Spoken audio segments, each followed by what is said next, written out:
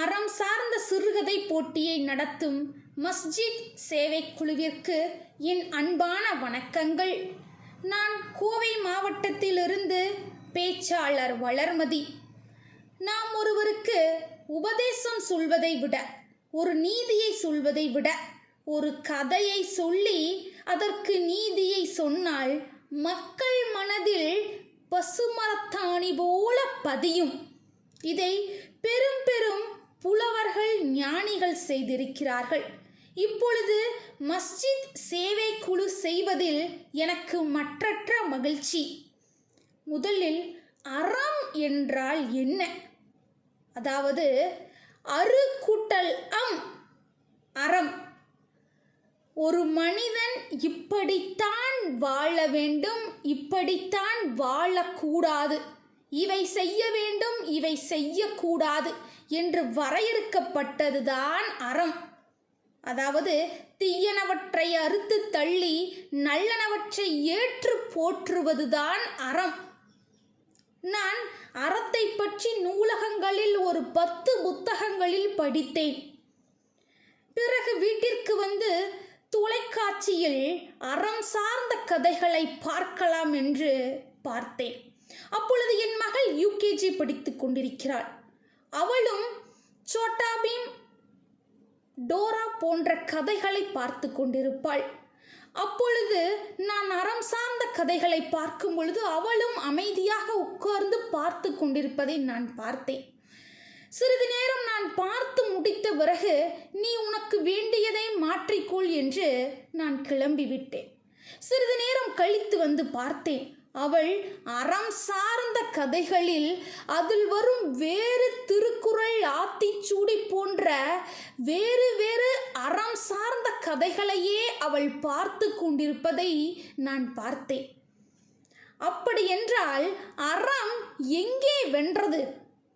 மஸ்ஜித் சேவை குழு நடத்தும் அறம் சார்ந்த சிறுகதை போட்டியில் நான் வென்றேன் என்று சொல்வதை விட, என் வீட்டில் என் குழந்தை அறம் சார்ந்த கதைகளை பார்த்து அவள் நாளைய வாழ்க்கையில் அந்த அறம் சார்ந்த கதைகளை பயன்படுத்தி அவள் வென்று விடுவாள் என்று நான் நினைத்தேன். அப்பொழுதுதான் நான் வென்று விட்டேன் என்று உணர்ந்தேன்.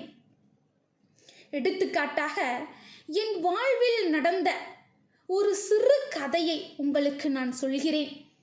தலைப்பு தர்மமே நிறைவாழ்வு. நானும் என் தோழியும் கல்லூரி படிக்கும் காலத்தில் பேருந்திற்காக காத்திருப்பது உண்டு. அப்பொழுது நாங்கள் சுவாரஸ்யமான சில விஷயங்களை பேசிக்கொள்வோம். அப்பொழுது அவள் என்னிடம் கேட்டாள், மனிதன் என்றால் என்ன என்று கேட்டாள். அதற்கு நான் சொன்னேன், மனசாட்சிப்படியே நடப்பவனே மனிதன் என்று கூறினேன். அதற்கு, மனசாட்சியா? யாரிடம் உள்ளது மனசாட்சி என்று கேட்டாள். அப்படியென்றால் அதற்கு எனக்கு பதில் தெரியவில்லை, நீயே சொல்லு என்று சொன்னேன். அப்பொழுது, மனிதன், மணி கூட்டல் தன், மணி என்றால் பணம், பணம் உள்ளவன்தான் இப்பொழுதும் மனிதனாக இருக்கிறான், பணம்தான் வாழ்க்கையை மனிதனாக உருவாக்குகிறது என்று சொன்னாள். அதற்கு நான், இது ஒரு மிகப்பெரிய ஆராய்ச்சி தான் என்று சொல்லி கொண்டிருக்கும் பொழுது ஒரு மிகப்பெரிய சத்தம் என் காதில் விழுந்தது. உடனே நானும் என் தோழியும் என்னவென்று ஓடிப்போய் பார்த்தோம். அப்பொழுது அண்டை வீட்டாரின் மகன் ஒருவன் இருசக்கர வாகனத்தில் வேகமாக வந்து பேருந்தின் மீது மோதியதில் பெரும் விபத்து ஏற்பட்டது. உடனடியாக அருகில் இருக்கும் அனைவரும் சேர்ந்து அவரை மருத்துவமனையில் கொண்டு சென்று அனுமதித்தோம். விரைவாக அவர்களது பெற்றோர்களுக்கும் தகவலை தெரிவித்தோம். அவர்கள் ஓடி வந்தார்கள். அவர்களது அம்மா, எனது ஒரே செல்ல மகன், ஆசையாக வளர்த்தேன், இப்படியாகிவிட்டதே, இறைவா உனக்கு கண்ணே இல்லையா? என் மகனை எப்படியாவது காப்பாற்று என்று கதறினார். சிறிது நேரம் கழித்து மருத்துவர் வெளியே வந்தார். என்னை மன்னித்து விடுங்கள், உங்கள் மகன் மூளைச்சாவு அடைந்து விட்டான், இனி எங்கள் கையில் ஒன்றுமில்லை என்று சொன்னார். ஒரு கணம் அவர்களுக்கு இதயம் நின்று போனது போல் உணர்ந்தார்கள். சிறிது நேரத்தில் யோசித்த பிறகு, என் மகன் இறந்து விட்டான். ஒன்று புதைக்கப்பட வேண்டும் அல்லது எரிக்கப்பட வேண்டும். ஆனால் அவனது உடல் உறுப்புகளும் வீணாகி விடுமே என்று எண்ணினார்கள். உடனடியாக அவனது உடல் உறுப்புகளை தானமாக வழங்க வேண்டும் என்று நினைத்தார்கள். இப்பொழுது அவனது இதயம் ஒரு பெண்ணிற்கு பொருத்தப்பட்டு துடித்து கொண்டிருக்கிறது. அவனது கல்லீரல் இன்னொருவருக்கு வாழ்வை கொடுத்திருக்கிறது. அவனது சிறுநீரகங்கள் 2 பேரை வாழ வைத்துக் கொண்டிருக்கிறது. அவனது கண்கள் ஒருவருக்கு பார்வையை கொடுத்து கொண்டிருக்கிறது.